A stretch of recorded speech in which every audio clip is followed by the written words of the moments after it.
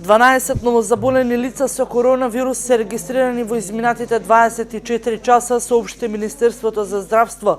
7 лица се од Скопје и 5 од Куманово.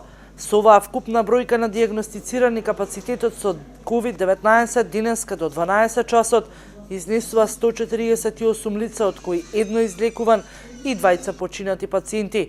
Според местото на живење, досега случаи на COVID-19 се регистрирани во Скопје 88, Дебар 40, од кои 1 починат, Куманово 8, од кои 1 починат, Штип 7, Кавадарци 2, Охрид 2 и Гостивар 1. Ако имате симптоми типични за коронавирус, како температура, треска, кашлица, отежнато дишење, јавете се кај вашиот матичен лекар. Матичните лекари преку епидемиолошката анкета ќе утврдат дали треба да се тестирате или не. Доколку треба, преку системот Мој термин, тие за вас ќе закажат точно време и место на тестирање.